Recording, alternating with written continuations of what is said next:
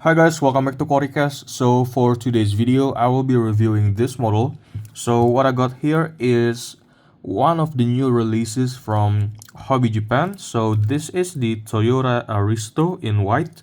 And first things first, we are going to talk about the packaging. So um, different than the previous Subaru Hobby Japan that I've reviewed. So this one is already has the newer Hobby Japan logo with the HJ64 diecast model instead of the older Hobby Japan logo right here. So this is the new packaging for the Hobby Japan, and the rest is practically the same one. So for each side we still got this pretty much a clear without any cover, and then on the back we got to see the model name itself, the Toyota Aristo V300 Vertex edition, the early version, and in this white pearl crystal shine color. And of course, the Hobby Japan is a licensed product, so we got the Toyota official licensed product here, and this is the model code and other stuff. And on the bottom, we got to see nothing too important except for this warning and other stuff. So yeah, that's about it for the packaging. And now, oh, by the way, this is still a new model and it's still sealed. So I'm just going to kind of like making a first impression too in this video, and I've already see one thing that kind of like, you see that is probably an easy fix issue, but it's still nice to point out that I got this in this kind of like sealed plastic packaging. So yeah, well, right now I am going to open the packaging and we are going to take a closer look on the model and see the details. Right, so this is what the model looks like outside of the packaging. And before we get into this part of the model, I would like to talk about the base first. So similar to the Subaru WRX that I've reviewed earlier, the base itself, it's pretty simple, too simple maybe, because we only get to see the Aristo model name here on the front of the base of the acrylic base, and there's nothing else to show on the base. It's just this Aristo and that's it. Yeah, well, we are going to move on with the model, starting from the front. So wait, I need to zoom in more so you get to see more details. So on the front we got to see the iconic four headlights of the Aristo. And then wait, I think I found another maybe slight issue on this model. So if you notice, the dealer plate, the plate holder is slightly crooked on one side, and then the Aristo is also printed slightly crooked, so it's kind of weird to see that. Yeah, you know that. Okay. It's pretty weird to see the Aristo is corrected and then the plate is slightly crooked on one side. Well, anyway, the headlight itself, it's pretty detailed with the orange blinker on the inside, and then the second taillights with the smaller one, and then the grille with the Toyota Tampo printed badge. It's pretty detailed. And then the fog lights on the bottom, it's also a plastic, just like the headlights, which is pretty detailed. And then the grille itself is a plastic separate parts.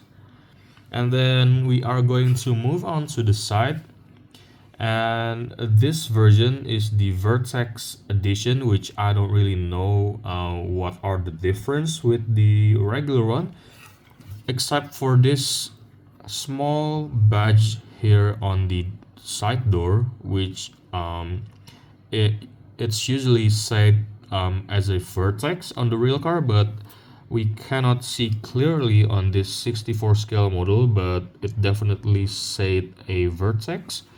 And then we are going to take a first look at the front wheels first. So The wheels itself is the standard wheels, the 5-spoke wheels for the Aristo. And then the tires itself is pretty chunky if you see from the side. And we got to see the disc brake details also behind the wheels, and it's pretty detailed. And yeah, the wheels, it's pretty, yeah, it's kind of nicely done. And then now we are going to talk about this issue on the rear wheels. So the tires itself is not properly applied to the wheels, but this one is an easy fix that I could do myself after this video ended, and it's not really something that kind of bothers me or maybe kind of like damaging the model. It's not something really big. So yeah, I can just tolerate this kind of issue on this model, and we are going to move on to the back. So the back itself, it's pretty detailed, the same one as the front one. So if you notice, both the front and the rear side of an Aristo has the same headlights and taillights arrangements with this four headlights at the front, and then you get to see the 4 taillights at the back. And the taillights itself is a pretty neat, but there are some parts that was not neatly placed, like this one. It still has the support residue in here, and then on the smaller taillights on the right side, it's not properly placed like the left side. So yeah, that's maybe the thing I would like to point out.